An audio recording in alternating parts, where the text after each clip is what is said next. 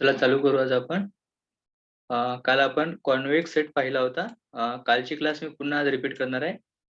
पहा, convex set म्हणजे मी तुम्हाला काय म्हटलं होतं, a set of point is said to be convex if every any two points in the set the line segment joining this point is also known as that convex set. म्हणजे काय, एखाद्या सेटमध्ये आपण जर दोन पॉइंट ड्रॉ केले, त्या दोन पॉइंट वरून जर आपण एक लाईन जॉइन केली, ते दोन्ही पॉइंट आणि ती लाईन त्याच सेटमध्ये जर पूर्णपणे इन्व्हॉल्व होत असेल, तर आपण त्याला म्हणत होतो कॉन्व्हेक्स सेट आहे म्हणून. ओके, आपण इथपर्यंत होतो काल. आवाज येत आहे का सर्वांना? Yes, sir. Yes, sir. येत आहे ना? ओके. पहा, काही एक्झाम्पल्स पण पाहिले होते आपण कॉन्व्हेक्स सेटचे. सपोज हा एक मी एक्झाम्पल घेतोय. सर्कलचा इक्वेशन आहे आणि सेंटर ओरिजिन आहे आणि रेडियस r आहे. सपोज हा मी एक सर्कल घेतला, यामध्ये दोन पॉइंट मी ड्रॉ करत आहे. त्यामध्ये एक जरी लाईन पास केली तरी पुन्हा ती लाईन त्याच सेटमध्ये येत आहे. म्हणजे हा पण काय होईल, कॉन्व्हेक्स सेट होईल. ओके, हा पण कॉन्व्हेक्स सेट आहे. हा कॉन्व्हेक्स सेट आहे का? Yes. Yes. हा पण कॉन्व्हेक्स सेट आहे. हा कॉन्व्हेक्स सेट होणार का? नाही. का नाही होणार हा कॉन्व्हेक्स सेट? पूर्ण सेटच्या आत नाहीये. पॉइंट नाही आहे की लाईन नाही आहे? लाईन नाही. नाहीये. येस, पॉइंट आहे पण लाईन पूर्णपणे सेटच्या आत एनक्लोज नाही आहे. ओके, त्यानंतर पहा, हे ऍडमिट होत नाही अरे लवकर स्टुडंट. हा पण कॉन्व्हेक्स सेट नाही आहे आणि हा पण नाही आहे. ओके, हा मी म्हटलं होतं तुम्हाला. पहा, आता एक लक्षात असू द्या, एक जबरदस्त टेक्निक आहे. नेट सेटच्या एक्झाम साठी पण लक्षात असू द्या. जेव्हा जेव्हा तुम्हाला सर्कलचं इक्वेशन, हा सर्कलचं इक्वेशन आहे. ओके, हॅलो, आवाज बर्न होत आहे का? Yes, sir. Yes, sir. Clear आवाज जर क्लिअर येत असेल ना सांगा. जेव्हा तुम्हाला सर्कलचं इक्वेशन दिलेलं असेल किंवा पॅराबोलाचं इक्वेशन दिलेलं असेल किंवा इलिप्सचं इक्वेशन दिलेलं असेल, पहा, याला म्हणतात इक्वेशन ऑफ इलिप्स. ओके, आणि हा झाला तुमचा पॅराबोला. लक्षात येत आहे का? जेव्हा सर्कलचं इक्वेशन दिलेलं असेल किंवा पॅराबोलाचं असेल किंवा इलिप्स असेल आणि कंडिशन जर ही वाली असेल, लेस दॅन इक्वल्स टू, जर condition less than equals to असेल तर तो सेट ऑलवेज कॉन्व्हेक्स सेट बनतो.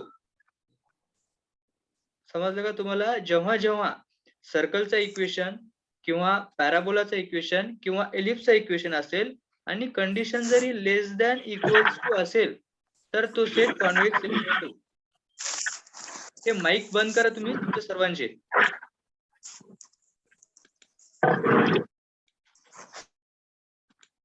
ओके, त्यानंतर पहा, हा x² + y² less than equals to a² आहे. म्हणजे पॉइंट ओरिजिन पासून तर बाउंड्री पर्यंत जात आहे पण बाउंड्रीला टच नाही आहे.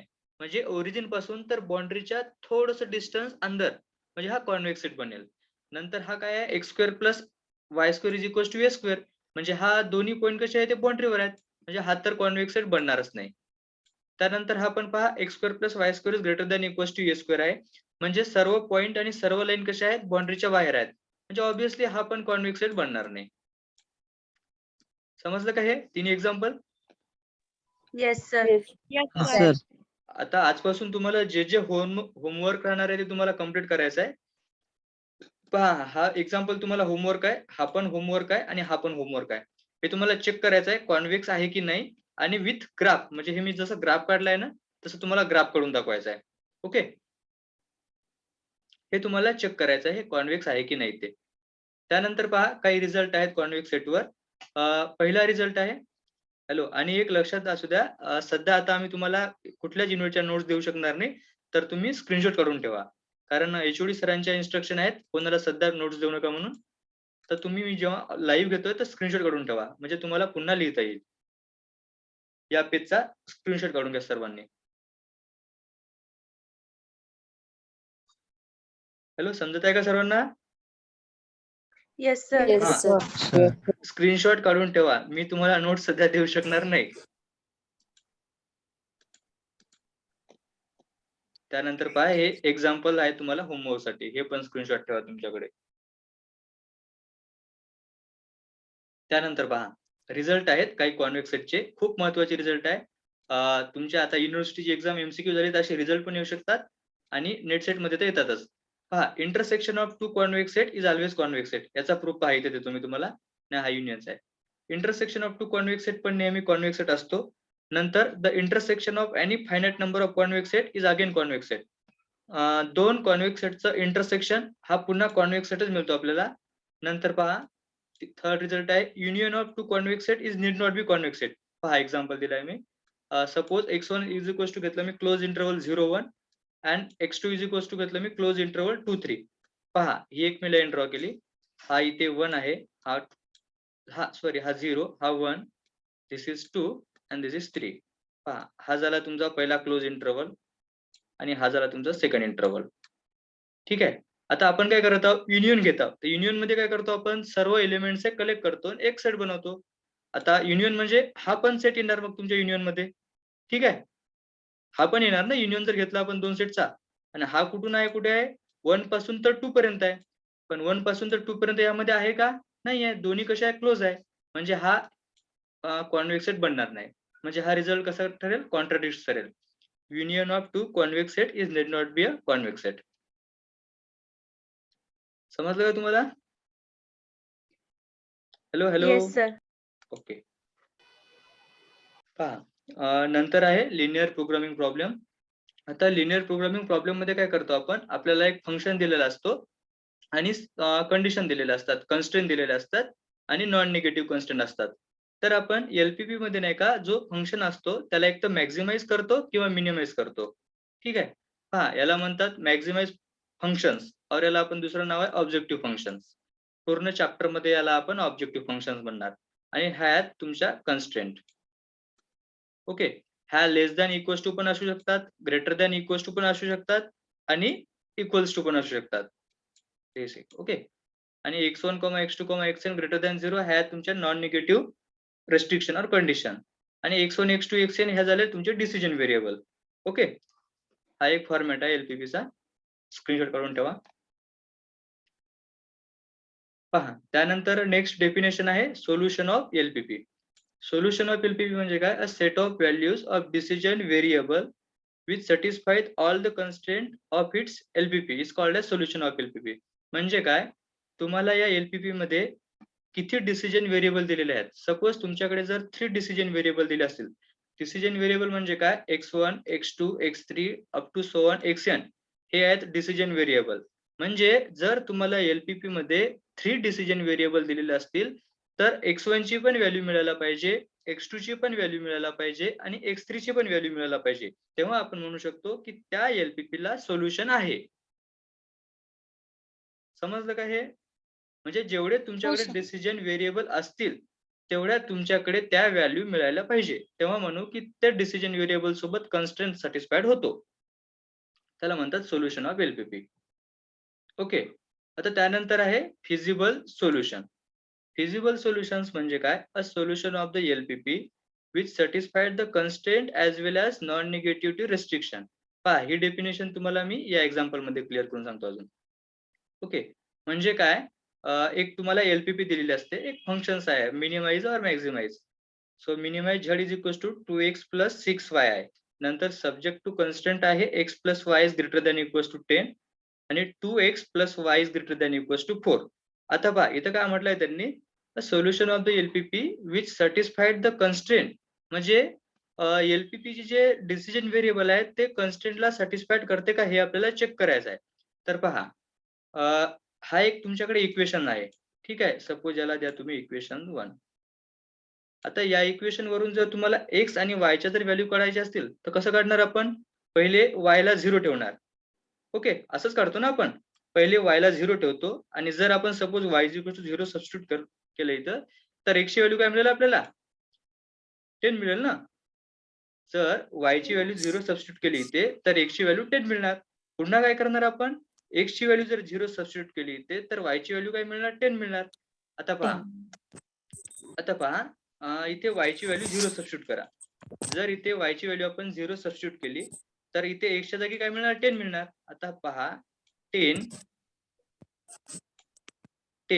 Is greater than equals to 10. हे दोन्ही सारखे आहेत का? हॅलो.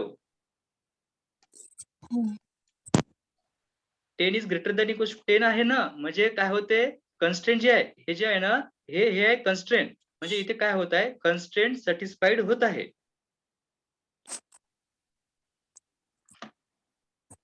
समजत नाही का रे बा तुम्हाला? सर एक हा, वेळेस रिपीट करा. स्पीड कमी करू का? Okay okay. पहा फिजिबल सोल्युशन म्हणजे काय करतो आपण, जे आपल्याला एक LPP दिलेलं असते त्यामध्ये पहा असं एक इक्वेशन दिलेलं असेल. पहा आता इथे एक इक्वेशन आहे 2x + y is greater than equals to 4 आहे. तर आपण 11-12 ला पण केलेलं आहे. जर आपल्याकडे एक इक्वेशन असेल 2x + y is greater than equals to 4, तर आता आपल्याला काय करावं लागेल, पहिले x आणि y चे व्हॅल्यू काढावं लागेल. तर आता आपण काय करणार, जर दोन इक्वेशन्स असते तर आपण कसं काढतो सायमल्टेनियसली इक्वेशन त्याचे व्हॅल्यू काढत असतो. पण आपल्याकडे सध्या किती एकच इक्वेशन आहे. मग जेव्हा एक इक्वेशन असतो त्यावरून x आणि y च्या व्हॅल्यू कशा काढतो आपण, पहिले y ची व्हॅल्यू 0 घेणार. जर आता इथे y ची व्हॅल्यू 0 झाली तर x ची व्हॅल्यू काय मिळणार 2x = 4. तर x = काय मिळणार 2 मिळणार ना. बोलत राहा असं मधात हा. x ची व्हॅल्यू काय मिळणार 2 मिळणार. त्यानंतर पहा आता पहा y ची व्हॅल्यू काय मिळाली आपल्याला 0 आहे आणि x ची व्हॅल्यू काय आहे 2 आहे. आता x च्या जागी x ची व्हॅल्यू सबस्टिट्यूट करा.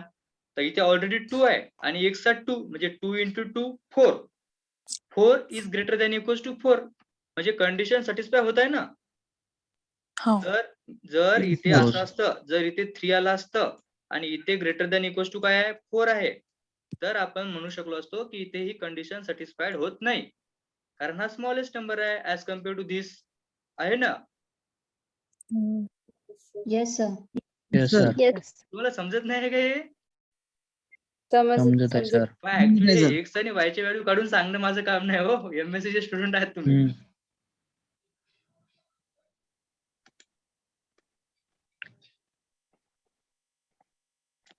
त्यानंतर डेफिनेशन आहे ऑप्टिमल फिजिबल सोल्युशन.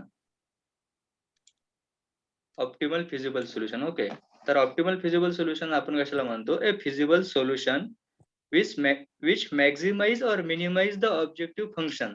म्हणजे आपल्याकडे जो फंक्शन असतो ऑब्जेक्टिव्ह फंक्शन, त्या फंक्शनला आपण जेव्हा मॅक्झिमाइज करतो किंवा मिनिमाइज करतो आणि त्यानंतर जी व्हॅल्यू मिळते आपल्याला त्याला आपण म्हणतो ऑब्जेक्टिव्ह फंक्शन. पहा एक एक्झाम्पल घेऊ, एक्झाम्पलवरून तुम्हाला पूर्ण क्लिअर समजून जाईल डेफिनेशन. पहा एक LPP आहे माझ्याकडे, minimization of z is equals to 2x + 6y and subject to constraint, दोन कन्स्ट्रेंट दिलेले आहेत such that x is greater than 0 आणि y इज ग्रेटर दॅन 0. हे x इज ग्रेटर दॅन 0 आणि y इज ग्रेटर दॅन 0 काय आहे सांगा बरं. Non negative restriction. येस. आता पहा फर्स्ट कॉट. हा x + y is greater than equals to 10 आहे आणि 2x + y is greater than equals to 4 आहे. आता तुम्हाला नाही का व्हॅल्यू फाइंड आउट करायच्या आहे. एक टेक्निक असू द्या लक्षात, x आणि y च्या व्हॅल्यू कशा फाइंड आउट करायच्या लवकर.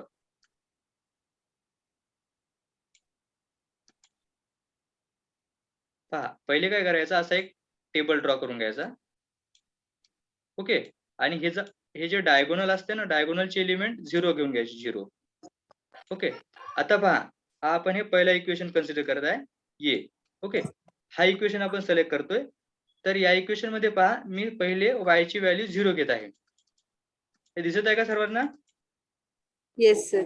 Yes, पहा, sir. या इक्वेशन साठी मी y ची व्हॅल्यू 0 सिलेक्ट करतोय, म्हणजे x ची व्हॅल्यू काय मिळणार इथे मला 10. 10 मिळणार. ओके. आता नंतर पहा, नंतर काय करणार, आता मी x ची व्हॅल्यू 0 घेणार. आता पहा इथे मी काय करतो, x ची व्हॅल्यू 0 सबस्टिट्यूट करत आहे, म्हणजे y ची व्हॅल्यू काय मिळणार मला इथे 10. 10 मिळणार. पहा हा वाला कॉलम आला, म्हणजे एका कन्स्ट्रेंट पासून हा एक बॉक्स तयार केला मी.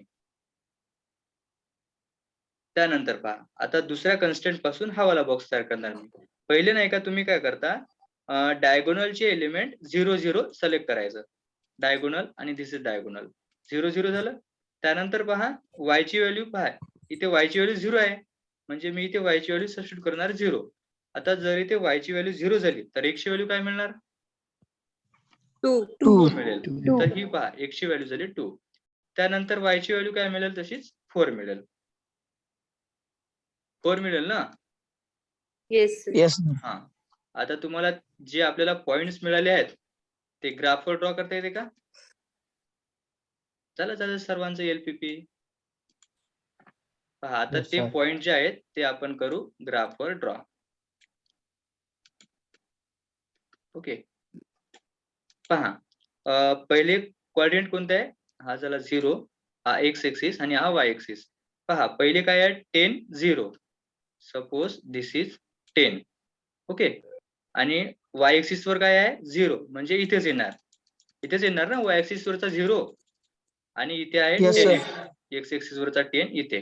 ठीक आहे. त्यानंतर पहा सेकंड कोऑर्डिनेट काय आहे? 0, 10, म्हणजे एक्स एक्सिस वर 0 आणि वाय एक्सिस वर 10. हे पॉइंट ड्रॉ करण्यामध्ये कोणाला प्रॉब्लेम आहे का? नाही. नाही. म्हणजे मी ते असं नाही करत आहे, डायरेक्ट शॉर्टली करत आहे तसं. त्यानंतर पहा आता सेकंड कन्स्ट्रेंट साठी पहा कोऑर्डिनेट काय आहे? एक्स एक्सिस वर आहे 2 आणि वाय एक्सिस वर आहे 0. पहा हा झाला एक्स एक्सिस वर 2 आणि वाय एक्सिस वरचा 0 इथेच. प्लीज यार ते माईक तुमचे म्यूट ठेवा.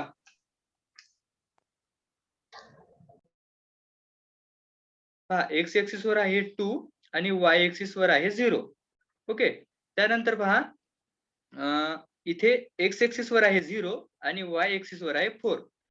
हा एक्स एक्सिस वरचा त्याला 0 आणि इथे करतोय मी वाय एक्सिस वर 4. आता इथून आपल्याला लाईन ड्रॉ करावं लागेल. ओके, या टेबल साठी झाली ही लाईन, म्हणजे या इक्वेशनची झाली ही लाईन. ठीक आहे. त्यानंतर पहा आता या टेबल साठी आपल्याला लाईन ड्रॉ करावं लागेल. हा 10 to 10.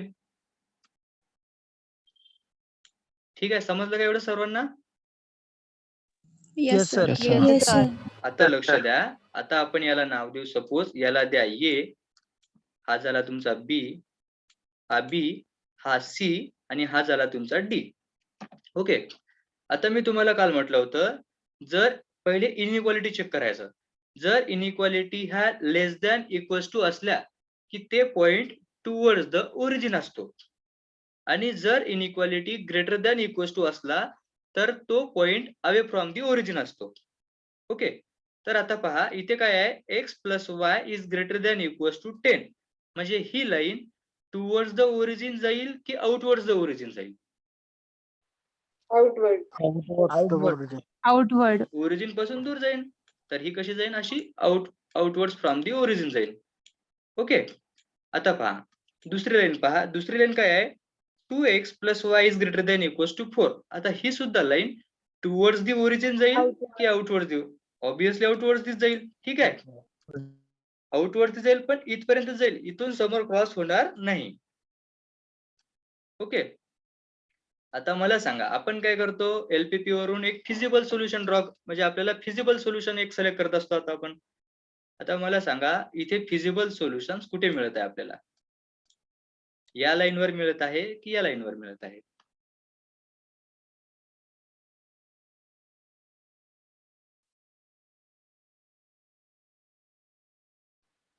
नाही सांगू शकत का कोणी? फर्स्ट लाईन वर. फर्स्ट लाईन वर नाही मिळणार. फर्स्ट लाईन वर का नाही मिळणार? कारण 2x plus y greater than 4. पहा फर्स्ट लाईन वर का नाही मिळणार? कारण ही लाईन आपण फक्त इथपर्यंत सिलेक्ट करत आहे, म्हणजे इथे काय झालं? ही झाली बाउंडेड फिजिबल रिजन. पहा ओके, म्हणजे ही लाईन फक्त इथपर्यंत जात आहे, म्हणजे इथे काय होत आहे? याला बाउंड होत आहे. बाउंड होत आहे ना, याच्या समोर क्रॉस करू शकते का? नाही. नाही करू शकत, म्हणजे ह्याला म्हणतो आपण बाउंडेड फिजिबल रिजन. आता पहा बाउंडेड कुठे कुठे होत आहे, म्हणजे पॉइंट ऑफ इंटरसेक्शन कुठे कुठे आहे? या लाईन पर्यंत आपण फिजिबल रिजन ड्रॉ करत आहे, पण पॉइंट ऑफ इंटरसेक्शन कुठे आहे? कारण ते पॉइंट पाहिजे ना आपल्याला. आता पहा पॉइंट ऑफ इंटरसेक्शन एक इथे आहे, इथे एक पॉइंट ऑफ इंटरसेक्शन आहे ना, आणि एक कुठे आहे? इथे आहे.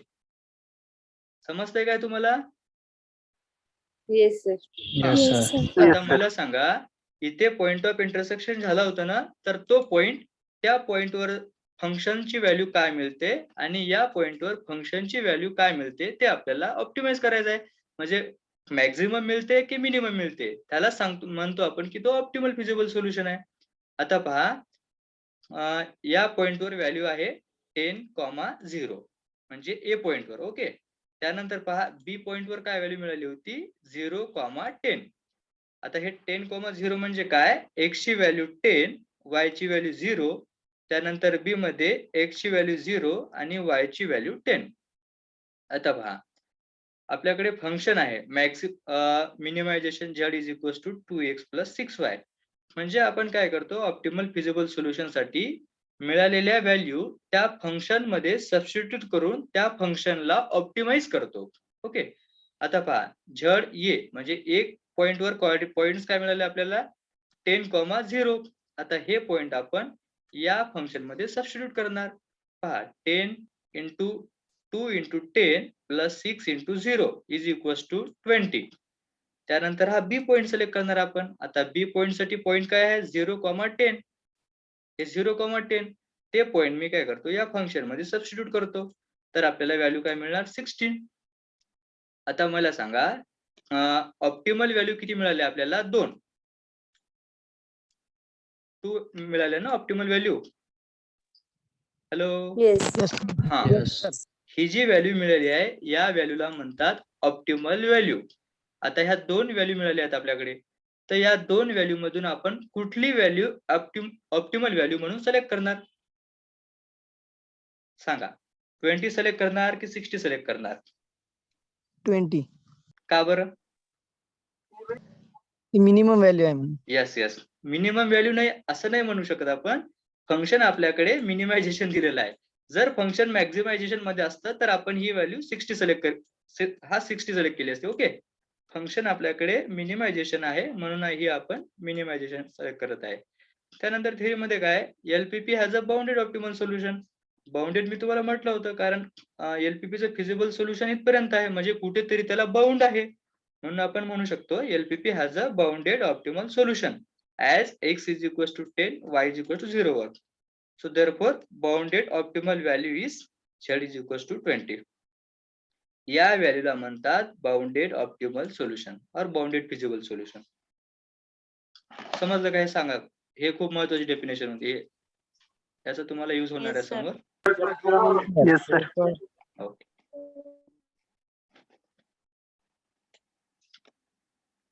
नंतर डेफिनेशन आहे फिजिबल रिजन.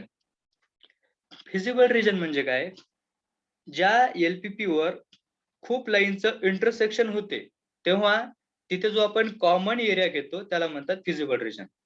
पहा definition. The common region determined by all constraint and non negativity restriction of the LPP is called as feasible region. पहा इथे ही लाईन स्ट्रेट जात आहे, ही लाईन अशी येत आहे आणि ही इथे येत आहे. आता या तिन्ही लाईनचा पॉइंट ऑफ इंटरसेक्शनचा कॉमन एरिया. हा ह्या लाईनचा एरिया पहा, हा जो एरिया मिळाला ना आपल्याला हा एरिया पहा तिन्ही लाईनचा कॉमन एरिया आहे. याला म्हणतो आपण feasible region. Clear? Clear Yes. Or not? Yes, sir. एकदा रिपीट करा ना. हा ओके. पहा फिजिबल रिजन म्हणजे काय, आपल्याला एक एलपीपी दिलेला असते. त्या एलपीपी वरून आपण पहिले एक्स वाय च्या व्हॅल्यू फाइंड आउट करणार. त्यानंतर त्या व्हॅल्यू आपण या ग्राफ मध्ये सबस्टिट्यूट करणार. जेव्हा अशा 3 लाईन येणार, सपोज ही एक लाईन मिळणार आपल्याला, त्यानंतर अशी एक लाईन मिळू शकते आणि अशी पण एक लाईन मिळू शकते. आता या 3 लाईन झाल्या. तर या 3 लाईनचा कॉमन एरिया पाहायचा. कॉमन एरिया म्हणजे पहा ह्या लाईनचा पण कॉमन एरिया हा झाला, नंतर या लाईनचा पण कॉमन एरिया हा होतो आणि ही लाईन पण पहा इथे देते कॉमन रिजन. म्हणजे काय करत आहे आपण, या तिन्ही लाईनचा पॉइंट ऑफ इंटरसेक्शनचा कॉमन एरिया काय आहे, हा आहे. म्हणजे आपण इथे म्हणू शकतो it is a feasible region. Sir हा येस. एक्स ऍक्सिस आणि वाय ऍक्सिसला लागून असलेला पार्ट. पहा आता इथे हा जो एक्झाम्पल घेतलाय ना मी लेस दॅन इक्वल्स टू या हे कंडिशन कन्सिडर करून घेतलाय. ओके. आता जर इथे अच्छा. ग्रेटर दॅन इक्वल्स टू असतं तर हा इथे पण मिळाला असता, इथे पण मिळू शकला असता, इथे पण मिळू शकला असता. हा जो एक्झाम्पल आहे ना अच्छा. मी हे लेस दॅन इक्वल्स टू कन्सिडर करून तुम्हाला ड्रॉ करून म्हटलंय. Okay sir. Clear? Yes sir. Okay sir. Okay. कोणीतरी स्क्रीनशॉट काढसाल रे बा, कोण कोण प्रेझेंट आहे ते. राहिले sir. हा कोणीतरी काढसान. ओके. Sir. हा पहा इनफिजिबल रिजन. नेक्स्ट डेफिनेशन आहे इनफिजिबल रिजन. इनफिजिबल रिजन म्हणजे काय? त्या शब्दाचाच अर्थ आहे. इनफिजिबल रिजन म्हणजे ज्याला फिजिबल रिजन मिळणार नाही. आता पहा the region other than. Hello sir, हा येस. 5 मिनिट राहिलेले आहे सर. ओके ओके 5 मिनिटात डेफिनेशन संपवतोय. इनफिजिबल रिजन पहा the region other than feasible region is called as infeasible region. पहा मी एक एलपीपी घेतली आहे. Max Z is equal to 2x + 5y आणि आपल्याकडे सब्जेक्ट टू कन्स्टंट आहे x + y is greater than equal to 100 आणि त्यानंतर आहे 2x + y is less than equal to 4. आता या इक्वेशन मी तुम्हाला टेक्निक सांगितली आहे. व्हॅल्यू फाइंड आउट कशा करायच्या ते. हे इथे 10 आहे. हे 100 नाही आहे 10 आहे. ओके पहा y ची व्हॅल्यू 0 घ्या, x ची व्हॅल्यू 10 मिळणार म्हणजे 10 हे y ची व्हॅल्यू 0 झाली. त्यानंतर पहा x ची व्हॅल्यू 0 घ्या इथे, x ची व्हॅल्यू 0 आणि y ची व्हॅल्यू यावरून काय मिळेल 10 मिळेल. त्यानंतर पहा हा इक्वेशन पहा y ची व्हॅल्यू 0 घ्या इथे, सेम. तर ही व्हॅल्यू मिळेल. ठीक आहे. आता पहा कोऑर्डिनेट ड्रॉ करा. 10,0 म्हणजे x एक्सिस ला 10 y एक्सिस ला 0. हा इथे आहे x एक्सिस ला 10 आणि हा झाला y एक्सिस ला 0. त्यानंतर पहा x एक्सिस ला 0 आणि y एक्सिस ला 10. हा x एक्सिस ला झाला 0 आणि हा झाला y एक्सिस ला 10. त्यानंतर पहा x एक्सिस ला 2 म्हणजे हा 2, y एक्सिस ला 0 म्हणजे हा झाला 0. त्यानंतर x एक्सिस चा हा 0 आणि y एक्सिस वर झाला हा 4. ओके पहा आता ही अशी मी ड्रॉ करणार आणि हे असं ड्रॉ करणार. ठीक आहे. आता पहा इथे काय आहे ग्रेटर दॅन इक्वल टू 0 आहे म्हणजे टुवर्ड्स द ओरिजिन की आउटवर्ड्स फ्रॉम द ओरिजिन होईल. Outwards from the origin. Okay outward origin. हे गेलं आउटवर्ड, जाऊ द्या लांब. त्यानंतर पहा इथे पहा लेस दॅन इक्वल टू आहे. आता हे टुवर्ड्स द ओरिजिन जाईल की आउटवर्ड्स फ्रॉम द ओरिजिन जाईल. Towards towards the origin. आता मला सांगा फिजिबल रिजन तुम्हाला कुठे मिळाला?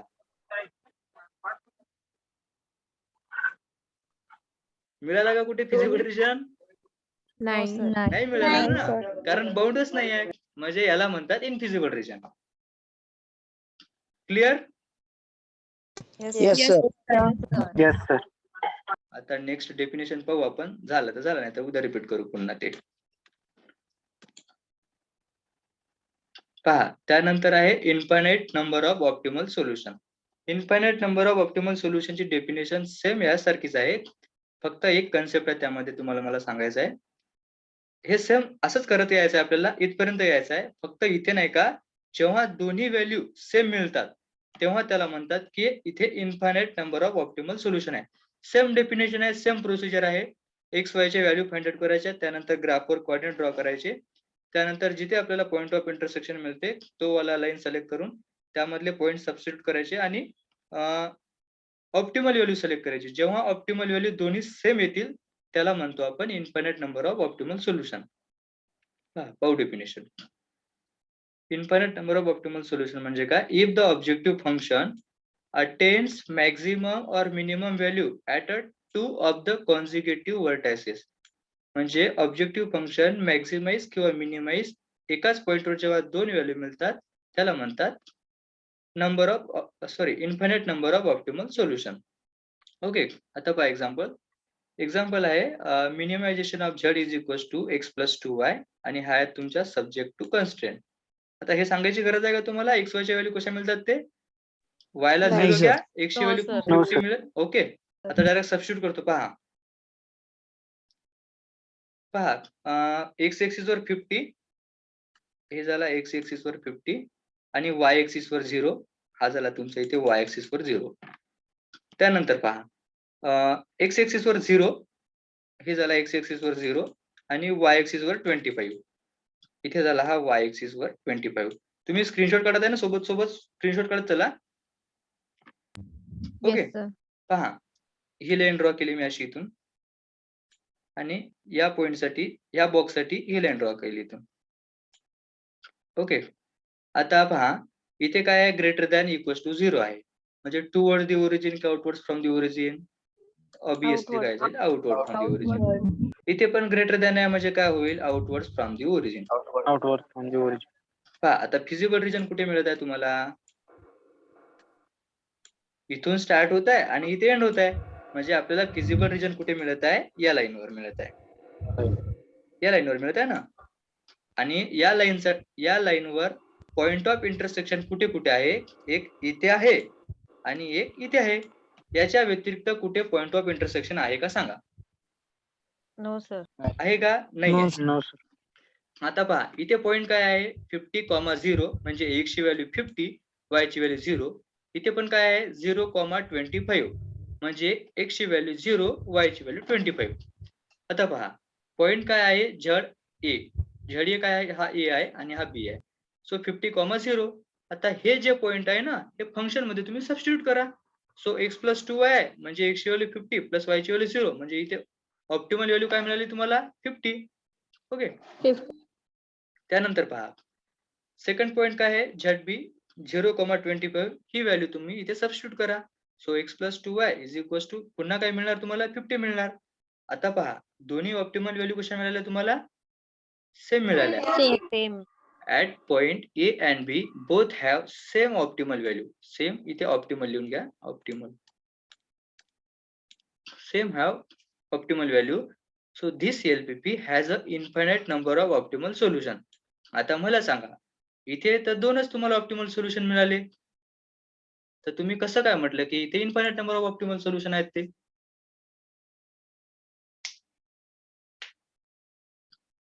सांगा लवकर.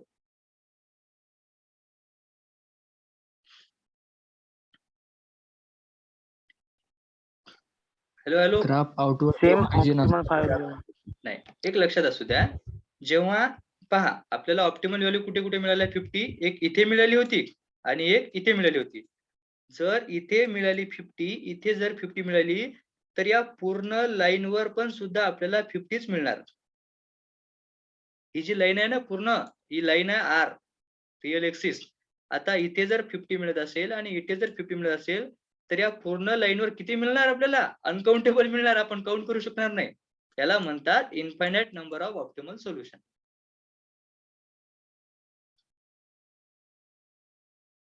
समजलं का? इन्फायनाइट नंबर ऑफ मी कसं म्हटलं त्याला?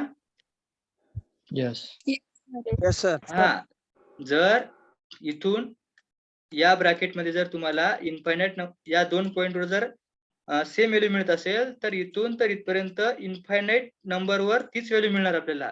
म्हणून म्हटलं आपण so this LPP has a infinite number of optimal solution. Clear का? Yes, sir. Yes sir.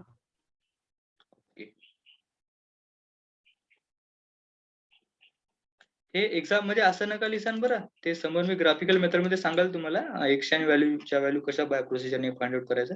एक टेक्निक आहे.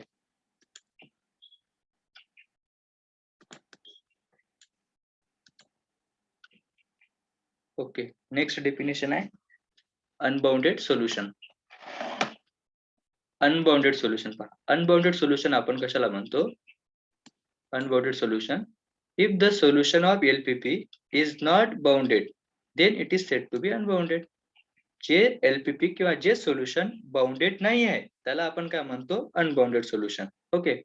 In such case the value of the objective functions increases or decreases indefinitely. म्हणजे अनबाउंडेड आपण कधी म्हणणार? एक तर तो बाउंडेड नसला पाहिजे किंवा अशी एखादी केस येऊ शकते की तिथे हा जो तुमचा ऑब्जेक्टिव्ह फंक्शन आहे हा कसा होईल? एकतर इन्फायनाइटली इन्क्रीज होऊन जाईल किंवा इन्फायनाइटली काय होऊन जाईल? डिक्रीज होऊन जाईल.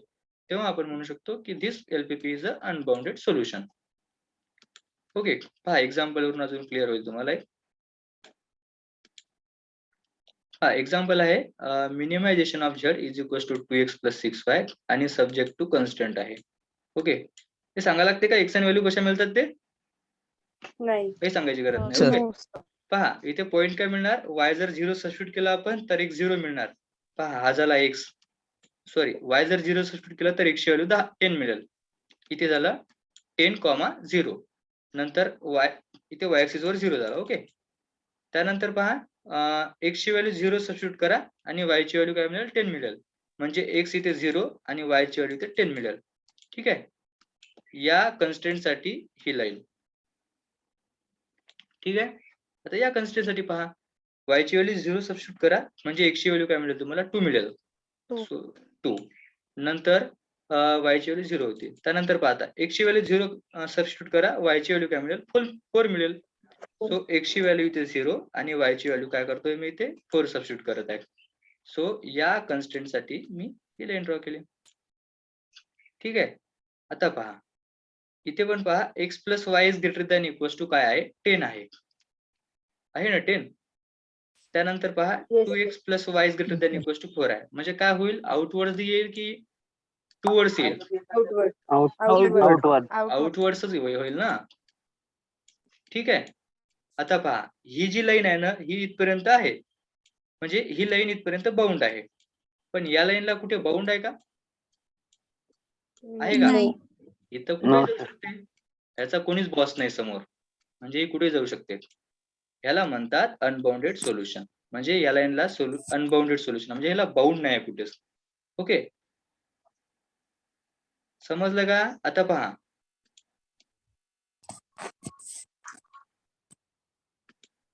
आता अनबाउंडेड सोल्युशन आपल्याला कुठे या लाईनवर मिळालं आहे. आता पॉइंट ऑफ इंटरसेक्शन कुठे आहे? इथे आहे आणि इथे पण आहे. आता या दोन पॉइंटचे आपण ते कोऑर्डिनेट या फंक्शन मध्ये सबस्टिट्यूट करून ऑप्टिमल व्हॅल्यू काय मिळते ते चेक करून घेऊ. आता पहा इथे काय आहे 10,0. तर 10,0 या फंक्शन मध्ये तुम्ही सबस्टिट्यूट करा. So 2 into 10 plus 6 into 0 that means 20. आणि इथे काय आहे? इथे तुम्हाला 0,10 आहे पुन्हा. सो 0,10 या फंक्शन मध्ये सबस्टिट्यूट करा.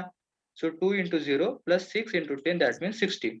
आता पहा या दोन्ही ऑप्टिमल व्हॅल्यू मध्ये डिफरन्स कितीचा आहे? 40. 40चा. म्हणजे खूप जास्त डिफरन्स झाला आहे. म्हणजे काय म्हणू शकतो आपण? In such case the value of the objective functions increases or decreases indefinitely. Then that's why this is an unbounded solution. Clear or not? Yes. Yes, Yes, sir. sir. Yes, sir. Yes, sir. Yes, sir. चला इथपर्यंत कोणाला problem असेल तर विचारून घ्या लवकर.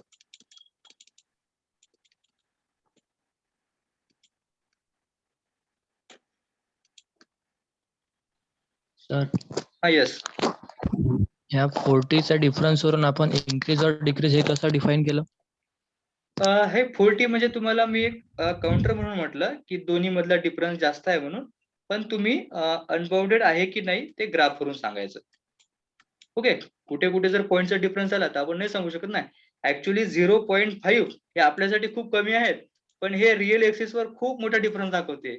0.4 इथे असेल तर 0.5 जरी इथे असेल तर इथे खूप सारे पॉईंट आहेत. ते आपल्यासाठी जरी कमी आहेत पण रिअल लाईनवर त्याचा खूप मोठा डिफरन्स आहे. पण तुम्ही ग्राफ वरून Sir. सांगायचं. येस. सर तो बाउंडेड रिजन पण येत आहे ना क्वेश्चन मध्ये, इथे का? फर्स्ट लाईन आणि सेकंड हा. लाईन मध्ये. हा इथे पहा बाउंड आहे. या लाईनला तुम्ही ऑब्विसली म्हणू शकता की इथे बाउंड आहे, पण या लाईनला बाउंड आहे का? नाही. याला बाउंड नाही आहे कुठेच. हे युनिट खूप महत्वाचं आहे सेटनेटच्या पॉईंट ऑफ व्ह्यू. तुम्ही क्वेश्चन पेपर पहा, या एलपीपी वर दरवर्षी 10-12 मार्काचा येते. आणि तो आपला असाइनमेंट प्रॉब्लेम हंगेरियन मेथडवाला. क्लिअर? पहा काही एक्झाम्पल आहेत. हे ते कॉन्व्हेक्स सेट सोबत तुम्हाला हे पण होमवर्क आहेत. हा पण होमवर्क आहे, हे होमवर्क आहे. हे होमवर्क म्हणजे सर्व सेटचेच क्वेश्चन आहे. ऑप्शन पण दिले आहे मी खाली. हे सर्व सेटचे क्वेश्चन आहे. हा पण आहे, हा पण आहे, हा पण आहे, हा पण सेटचे क्वेश्चन आहे.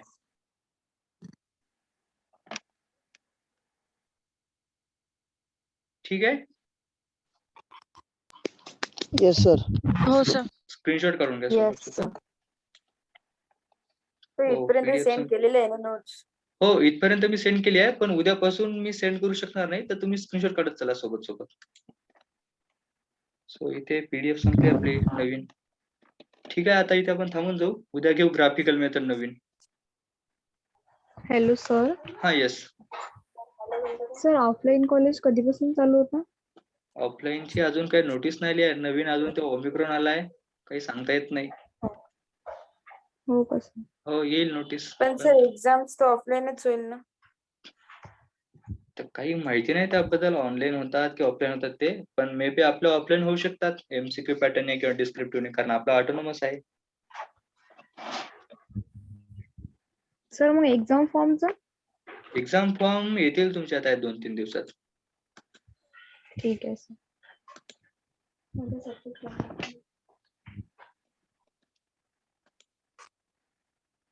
ठीक आहे, अजून कोणाला काही अडचण आहे का? सोबत सोबत अभ्यास करा बरं. एक्झाम डायरेक्ट येणार आहे तुमचं टाइम टेबल.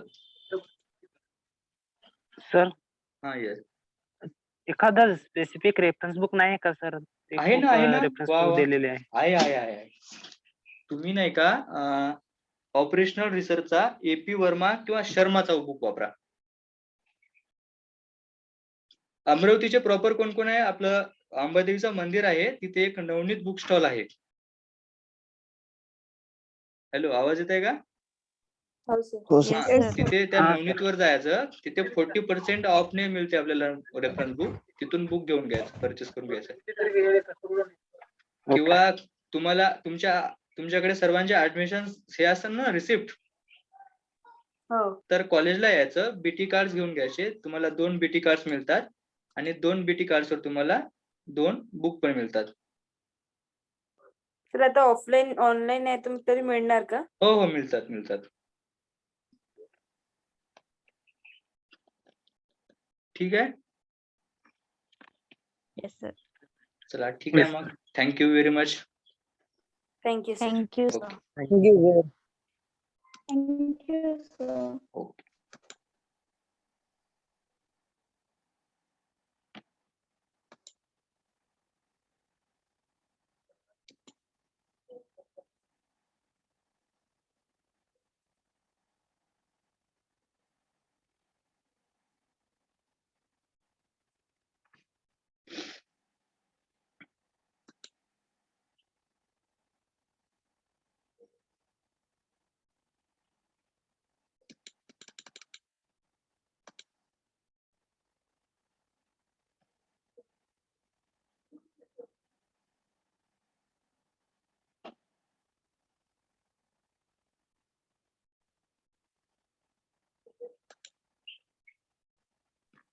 तर आता पेपर मध्ये पण याचे म्हणजे आता क्वेश्चन्स वेगळे येणार, पण याच्या व्यतिरिक्त काही नाही येणार ना?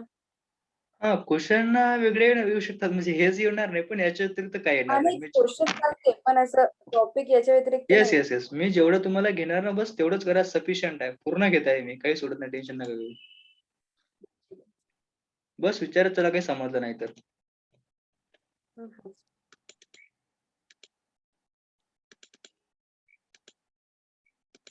लेफ्ट वा सर्व, माझ्याकडून एंड नाही होत आहे मीटिंग.